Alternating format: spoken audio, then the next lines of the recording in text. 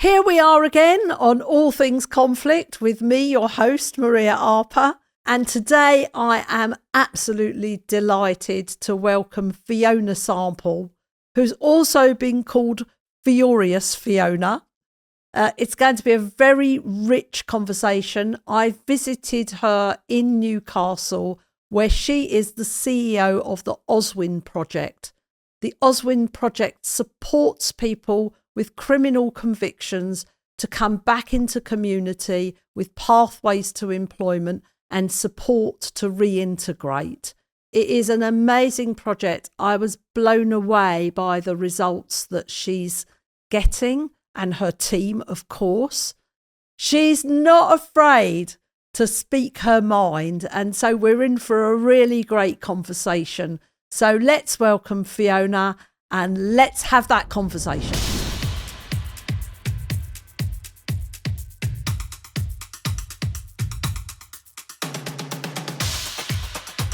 Fiona, how amazing that you came all the way to Peterborough to our studio to take part in person. I'm delighted. Well, how kind of you to ask me, and it's a grand day out and away from my desk. So what a treat. Thank you. So I met you fairly recently through a mutual connection, and I came up to Newcastle and I saw what you were doing. I was able to meet some of the people on the ground, so to speak.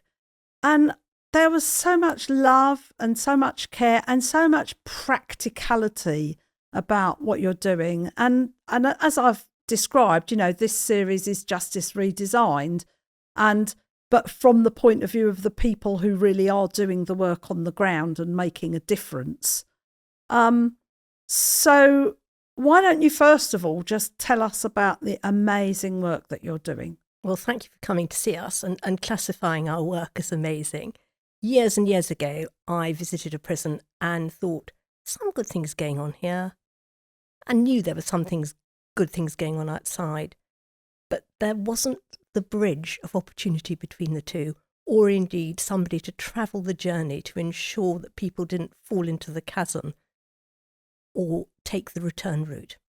And the idea of the Oswin Project was born then to give second chances through mentoring, which is absolutely key, the same mentor to walk the path with the people, but also through training, what they call in prisons purposeful activity. So we opened a café and a bakery in HMP Northumberland, which is a prison run by Sodexo, and we've gone from there. We replicated it outside with a café in the cathedral, all the stuff supplied from our bakery in HMP Northumberland. So every crumb is guilt-free and goes to transforming a life. And we have an inside and out team. We now have a farm shop supplied by our horticulture. Everywhere people can gain qualifications, have job opportunities and volunteering opportunities. Because as you know, when people come out of prison, their lives are often chaotic. They don't have somewhere to live.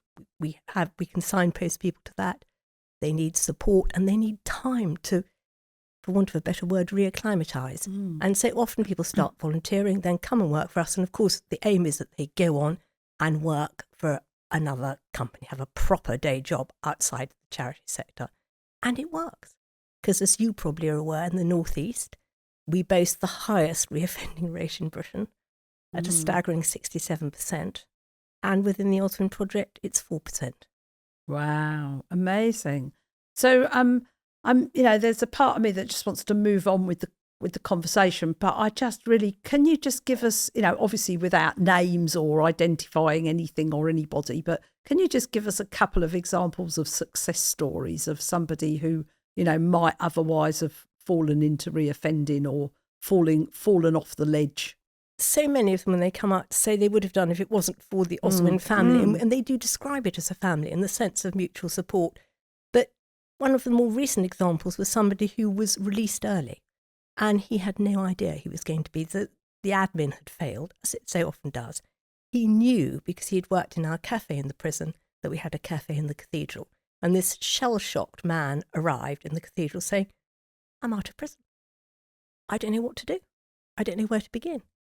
And we were able to help him open the bank account, look at his appointments. He began volunteering there. We supported him into all the other things he had to do. That there's so much they have to do when they come out of prison. Probation, DWP, all these appointments. And luckily he had somewhere to stay. He could stay with a brother. So that was a huge relief. Anyway, a few months on, we had a job as deputy manager going. He applied and he got it. And it's so wonderful to see this man who was like a rabbit in headlights now flourishing. And that could have been so tragically different, couldn't it? It could have been so different. As I've probably mentioned to you before, we have a high percentage of our workforce, a third, are prison leavers of our management team. Mm-hmm. And one of the team was in a really bad way. He professional, very, very successful, everything had unravelled. He came out of prison in a terrible state. And we said, join the Inside and Out team. He'd found great solace in working in the prison garden. So this was just a continuation. He now leads that team and has given opportunities and a new life, really, to so many other people who've gone through it. And I do think it's a combination of working in the countryside. They specialise in heritage stone walls and stone walling and the sort of older way of doing things that could be lost, heritage crafts.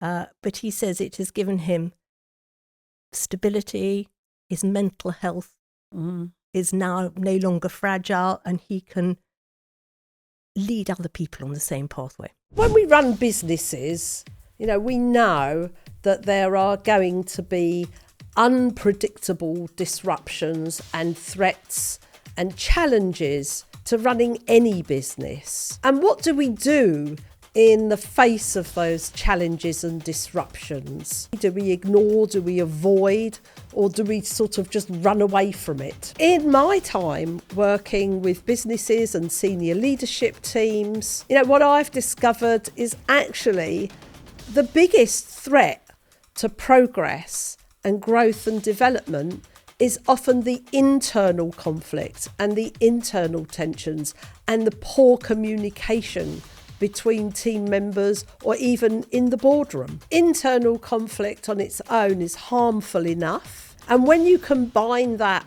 with external threats and pressures, it becomes a real existential threat to a business. So once a year, I open up an annual dialogue roadmap training specifically to help people in leadership positions develop the skills of conflict resolution, dialogue, compassionate communication in order to be able to handle these kinds of disruptions with elegance, with grace and with precision. Anybody in a line management or leadership position needs these skills as second nature, as something that you develop and that you can walk into any situation and know exactly what to say, how to handle it, and be a safe container for all the people around you that are relying on you or depending on you. So if you want to know more about this training, and it's only once a year and it is limited, click the link on the show notes below the episode if you're listening on audio. And if you're watching this on video, just click on the link below in the episode description. And I look forward to hearing from you, and I'd be more than happy to open a conversation if you think this might be for you. Thank you. Yeah, it's so important. And so I there's sort of, again, two channels that I could go down. But I think what I'm going to ask you is, getting a project like that set up. Because we can talk about all the successes and you can talk about what you've done, and it all sounds very simple. But I think, as part of Justice Redesigned, I think we could delve into just how difficult it is. It is extraordinary that most people recognise that the key to stopping people reoffending, and 80% of the people in prison are there because of reoffending, is rehabilitation. Mm-hmm. And yet to innovate, to get anything up and running, is like wading through treacle. First of all, there's the funding. It's not a very attractive proposition. People, without thinking, rarely will understandably give money to the big cancer charities. We're all going to be affected by cancer and family, and so it's completely understandable. People will see a cuddly kitten and put money in a tin. If you start talking about working with prisoners, they look at you slightly strangely and often move away. I do think opinion is changing as people realise that actually rehabilitation is a much more cost-effective way. But that's the first struggle. But the problem with asking people to pay for it, asking for people to give charitably, is they would say, but that's the government's responsibility. Absolutely. And they don't understand that successive governments have relied on the third sector more and more. And things are incredibly difficult now because there've been new initiatives coming out, particularly in the criminal justice sector, asking for charities to join in, using the charity language that we all use. And yet, they've cut costs by, I believe, across the sector 30%. So we're being asked to do more with less, which is completely impossible. And when some of these contracts go out to the bigger organisations who are, in tongue-in-cheek trusted, because they can go through things like procurement and, they can do all the form filling and speak the bureaucratic language that's necessary to cut through those barriers. And then those organisations trickle down the work. The contracts are like slavery.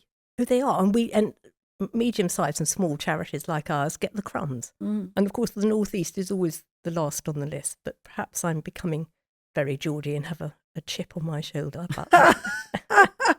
But going back to your question, once you've got the funding, and that's not easy, you then have to go through the procurement process. It took us to get the café and bakery up and running over a year to get an agreement with the mighty Sodexo. It is just, and then of course they have to go to HMPPS because the site is owned by HMPPS and get permissions too. So the whole thing is torturous. And if you don't have great determination and a good team around you, some might say if you're not thoroughly bloody minded, you can't get there in the first place. And isn't that, I just feel a great sadness when, there are people out there who want to just show some human care.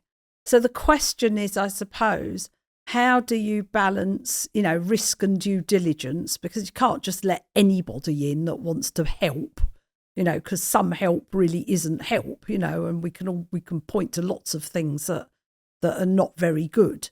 How do you balance risk and due diligence with, just human kindness? I think human kindness trumps risk and due diligence every time.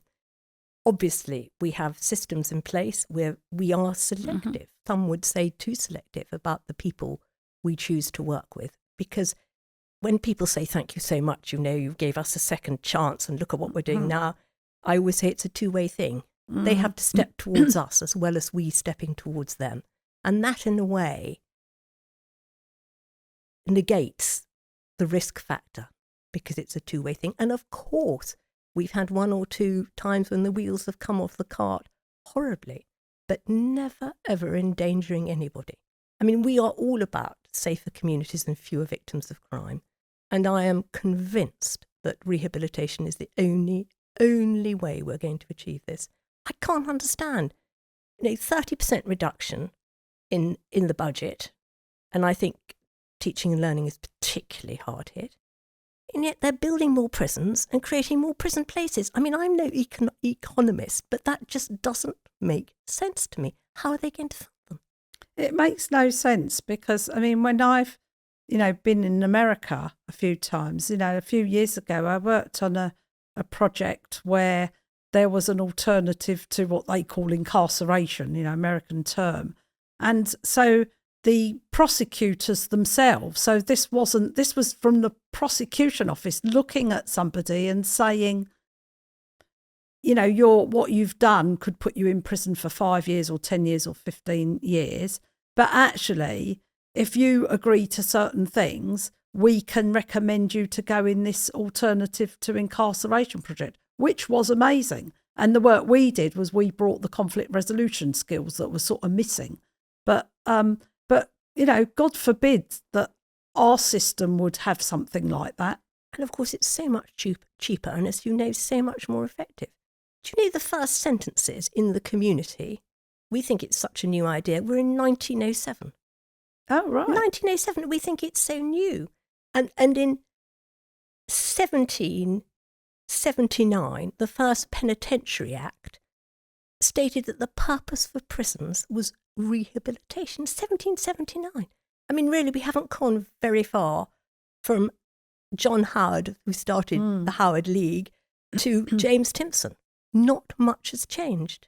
1790, they stated that there should only be one person per cell. How many prisons have that now? It's very depressing. So I have a really big question around this, which is, what is the purpose of prison? Because on the one hand, the punishment, is it to take someone's liberty away? Is it saying, well, society doesn't feel safe with you around? And I know that's very generic and big, but, and all communities need safety. That's the number one starting point. Is absolutely we can't do anything if we don't have safety. So maybe we do need to pick some people up and say, we're going to remove you from society for a period of time.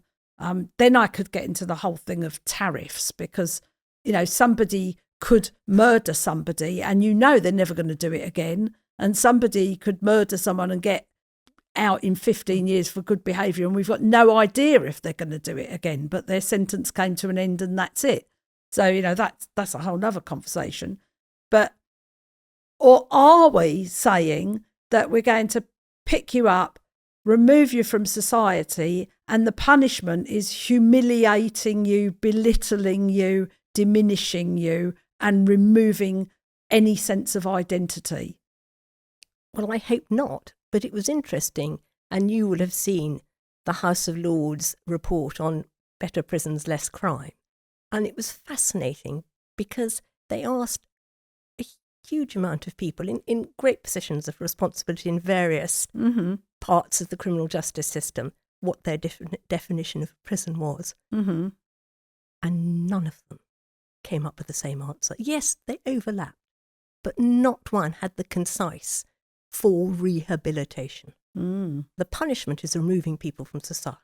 The purpose should be rehabilitation. And if this government can do one thing, it should be to clarify that.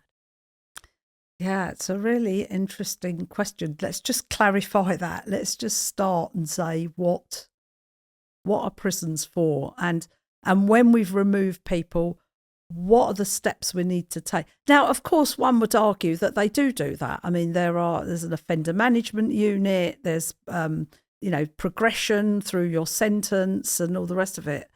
From what I've seen, though, it's so tick box. Resources are so thin on the ground. When I first went into the prison in 2009, there were 8 staff on a wing, 8 to 12 staff on a wing. Now you're down to 2. And what happens if one's off sick? And so many inexperienced people going in. And of course, the great hope and the thing that worked really well was the unlocked graduate scheme. Yes. And though people say it wasn't good value for money, they had those people for 2 years in the prisons, and many went on in the system. And it was the training that they give prison officers in Norway.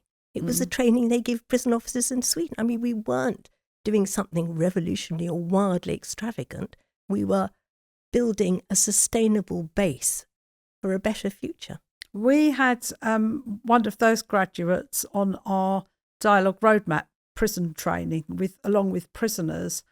He was the most amazing human being. I think he's still, I saw him a few months ago. We passed, like ships in the night.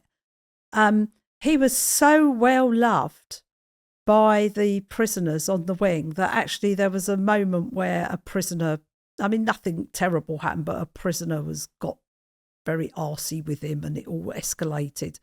And the prisoners defended him. And that's that wonderful sense of mutual respect.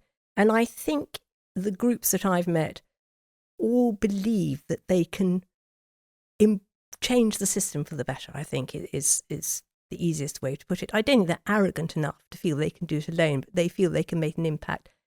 I wonder how long it takes them to become disenchanted. Mm.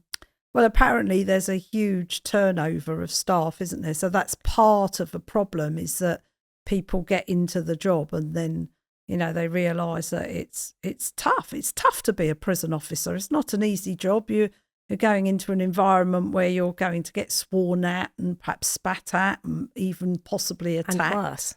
And worse.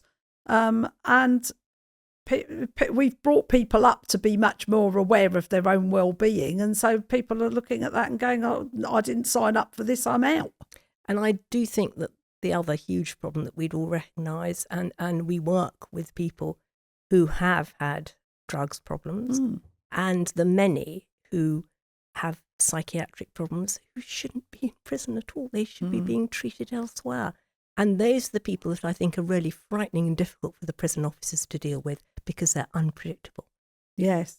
And why we can't stop the drone deliveries of drugs into our prisons. I mean, that would be one thing to concentrate on. Once they've defined what a prison's for, stop the drugs. Stop the drugs by whatever means, yeah. Whatever. So then if you're stopping the drugs coming in, you've then got to have in place the rehab, you know, and it's got to be available. It can't be a 18-month waiting list, you know. No, the treatment. Or else they could go kill turkey in their cells. No, I mean, that's a horrid image and terrible. But it is extraordinary. One almost feels that there's a sort of black economy there and people don't want to interfere with it. Yeah, because I suppose on some level, God, I'm taking a real risk here, but on some level, having some people who are, you know, in control. Yeah, well, who are on another planet is one less person to worry about. Oh, yes, there's that. And there's also having the Mr. Big of the drugs world who's in control. Oh, right. In effect, okay. too. Yeah, we're both taking risks in saying that. Yes. We might cut this out, actually. Put a marker in there. Yeah. So, you know, going back to, you know, your project and how difficult it is to get something off the ground. Yeah, where do we go with that? Where do we take that? I think there is a great fear, particularly in middle management, of innovation, of doing something new. I don't think it's just in the criminal justice system. I think it's in a lot of places because people aren't encouraged to take risks of any sort, even very minor risks. And it becomes easier not to, safer not to. Keep your head down, say no. You'll get through, you'll probably get your promotion, you'll get your pension safely. If you say, oh yeah, let's try that, let's go ahead with that. And it goes really well, nobody says, thank you, that was a brilliant decision, how fantastic. If it goes badly, you're the one whose head's on the block, and people don't want that. Yeah, so there used to be an advert, I might have been in the 80s or 90s, I don't know if you remember, nobody ever got sacked for buying IBM. Do you remember that? I remember that. Yeah, and they were preying on exactly that mode of thinking, which is that stick with what's safe. Yes, and don't take responsibility, because we can have a shared responsibility in a sort of muddy thing, and we don't. I go back to the beginning of the Oswin Project, the first project, as it were, in the prison. And there was, he's now retired, a wonderful prison director, as we call them in private prisons, called Nick Leader. Mm-hmm. Probably, he'd admit to, like Marmite to people, but he made decisions, some would say took risks. And we had huge, the MOJ contractors quoted certainly 2/3 more than I had budgeted for.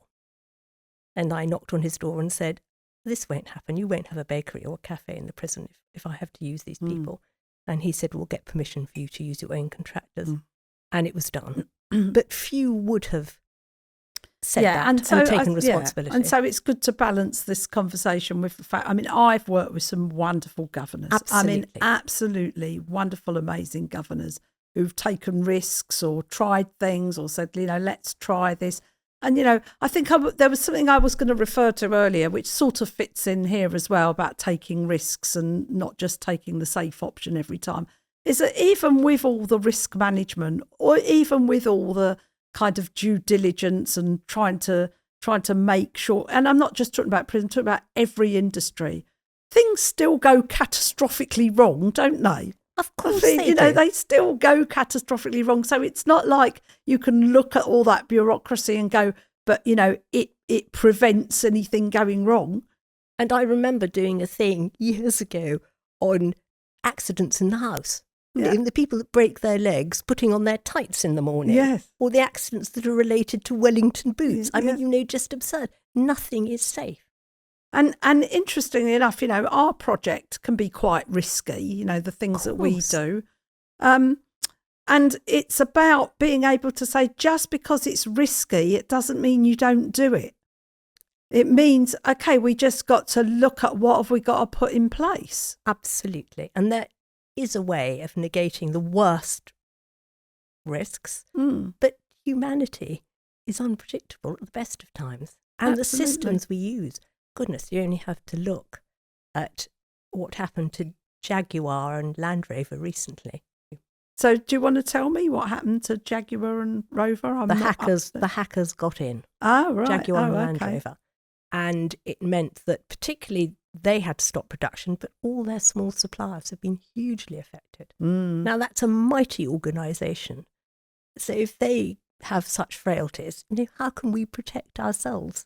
Absolutely. And I would sort of say that when you do things more locally and at a more sort of smaller, more local level, when you know everybody that you're dealing with, it's very different to sitting somewhere and, orchestrating or sitting over thousands and thousands of people of which you've no idea who they are.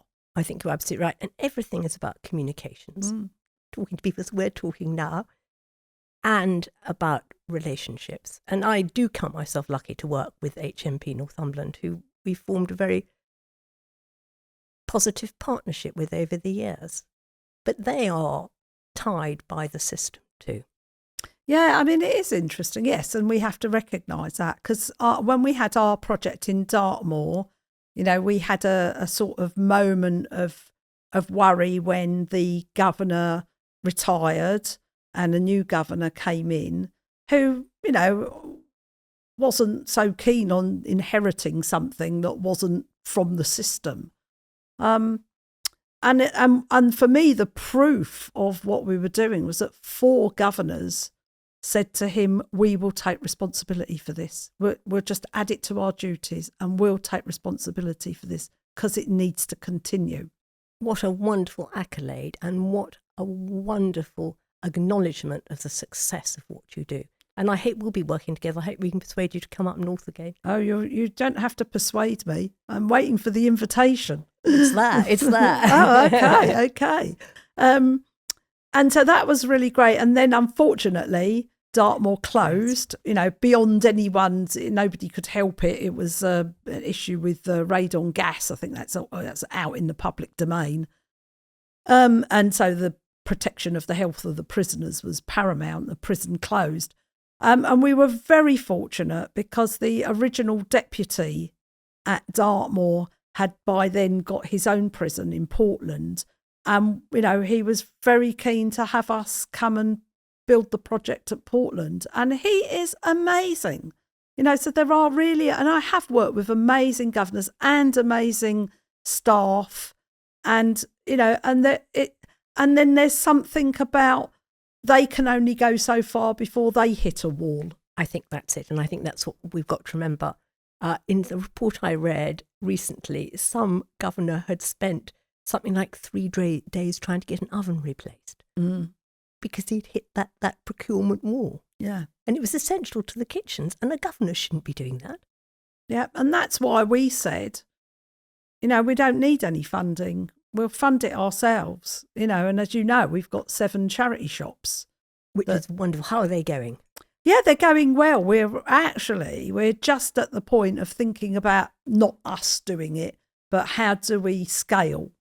Because we can provide proper pathways to employment, not just for people coming out of prison, but, we've done some work with asylum seekers, we've done some work through the DWP, all very small scale, but we can see the difference it makes. It's the seeds that will grow into something much bigger, and what a wonderful thing to do. And I do think that self-funding model, I think we're 62% self-funding at the moment, but gosh, getting that other 38% is proving really challenging at the moment. I've never known the funding landscape so challenging. It's been the worst it's been. I think the last time it was as bad as this was in 2010 when they went into austerity, and then tons and tons of charities just folded because funding was lost overnight. I mean, we had that happen to us. I mean, we were funded, and then in March 2010, there is no money.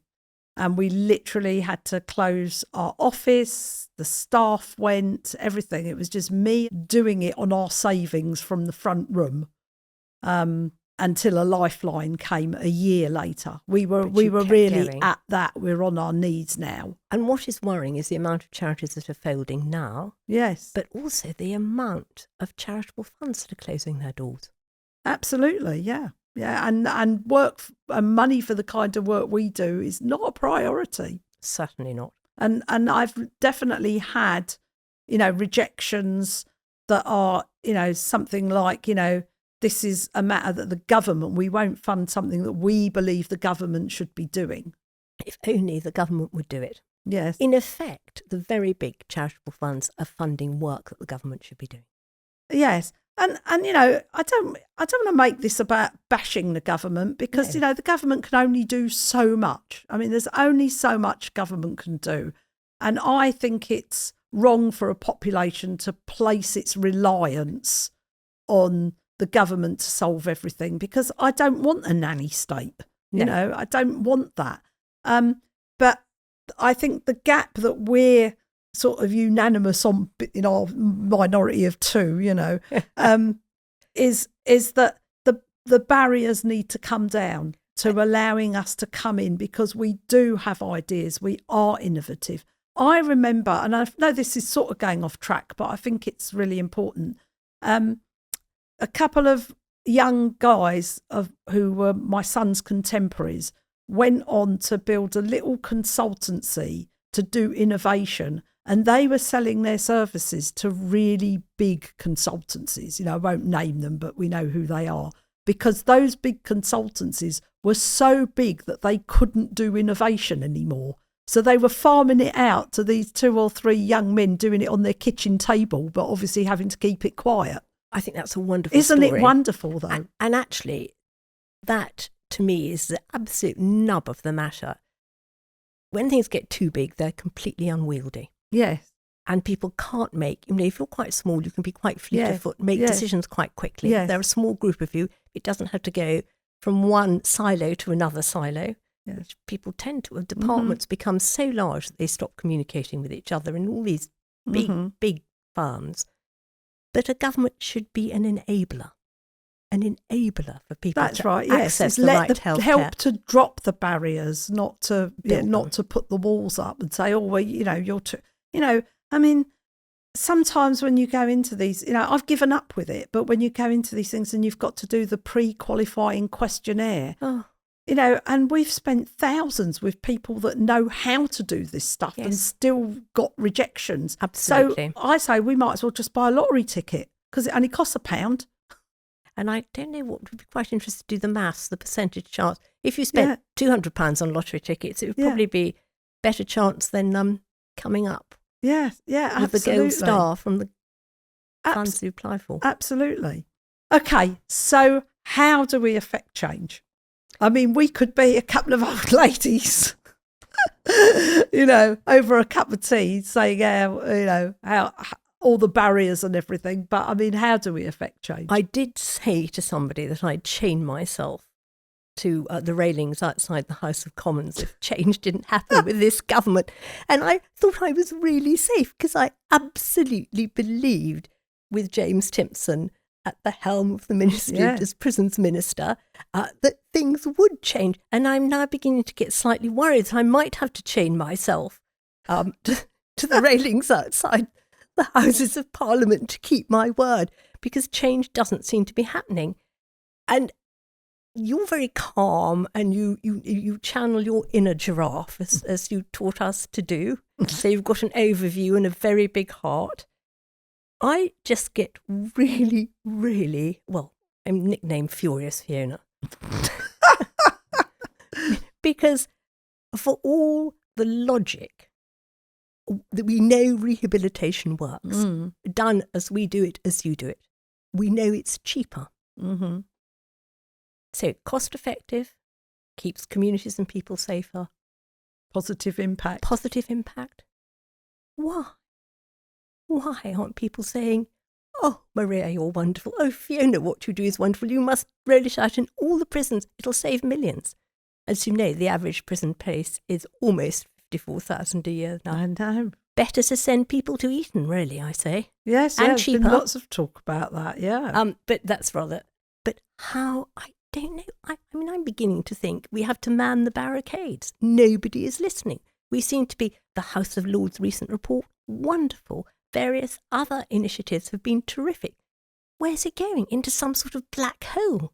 But how do you rally against, if you're in politics or you're working very much in the media criticism, how do you rally against, we're sitting here saying we know what we do works, but people, who have no experience of this world, they're just judging it from afar, from the headlines in the media. How do you, as a government,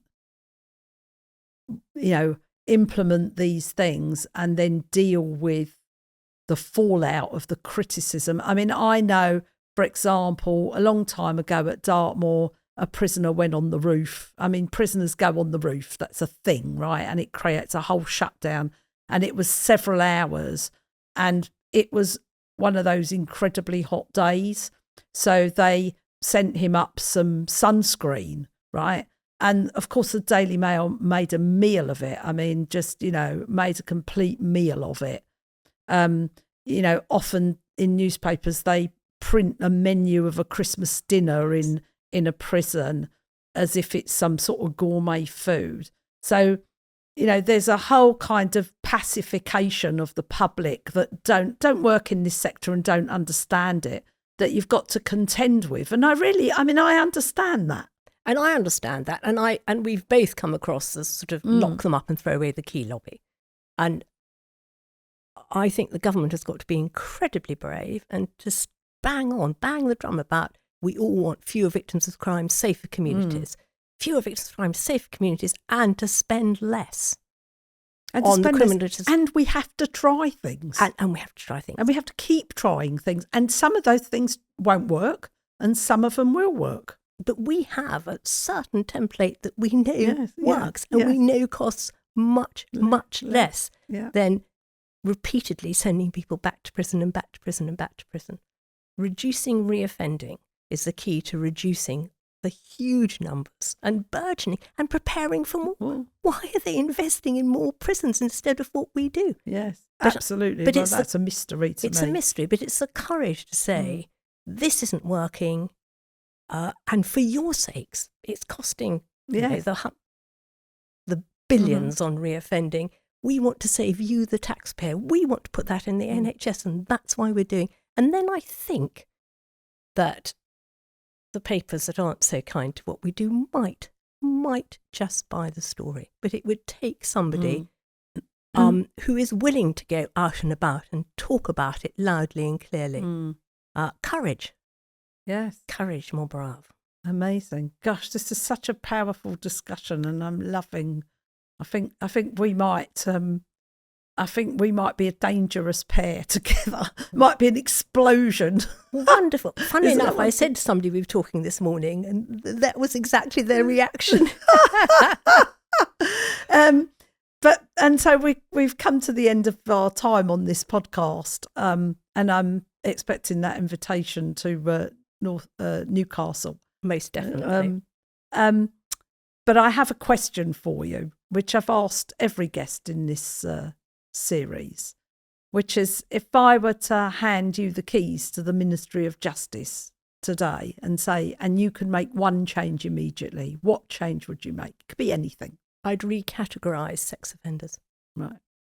It's a subject that I talk about and I feel the room going cold. Oh, absolutely, yeah. Because everybody that came out of thinks nowhere, yes, of absolutely. the rapist and the paedophile.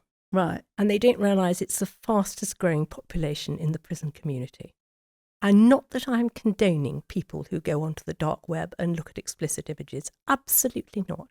Not that I'm condoning the idiots who had Romeo and Juliet affairs decades ago and go down as older men.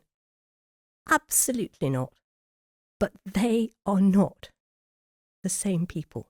In the mains population, we know somebody's gone down for drugs dealing, for GBH, for death by dangerous driving. In the POCOSOs, persons committed sexual offences, they're just all sex offenders. And their opportunities stop there. It's a very delicate subject. It's a very delicate subject about the stigma, about the inability to come back into life, the lack of opportunities for people in that situation. It's a topic for another day, surely. But that's a really interesting change, because then what you're doing is hopefully giving some people a chance to come back into society and change their offending behaviour, but at least there's a reason to try. And across the board in that population, it's a below 13% reoffending rate without intervention. Oh, really? Yeah. Oh, wow. So it's by far the lowest. Right. And yet, because of the stigma, nobody really wants to talk about it or take the risk. And I understand, as a woman particularly. But I think if we examine the different categories, we come up with a better answer. We definitely are, yeah. I mean, I know because I've worked with people in that category, and I completely understand that that the way we're handling it isn't right. But it is a very societal thing in our mainstream to pick a group of people. I mean, we see it all over the place, not forget the prisons, all over life, in any institution, any area, any, country or whatever. There's a thing to just pick a group of people and vilify them.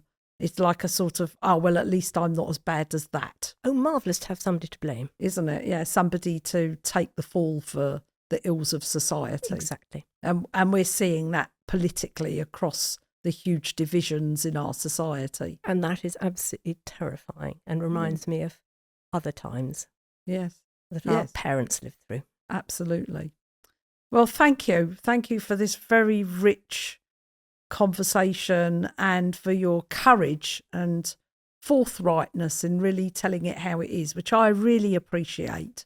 Well, I really appreciate the opportunity, and it's always wonderful to chat. And thank you so much. It's been an honour, and I don't use that word very often, to sit and talk to you, Maria. And I look forward to seeing you in Newcastle very soon. Oh, absolutely. Yes. That's definitely, we're definitely going to do that. We are. Much love. And to you. Thank you. Thank you.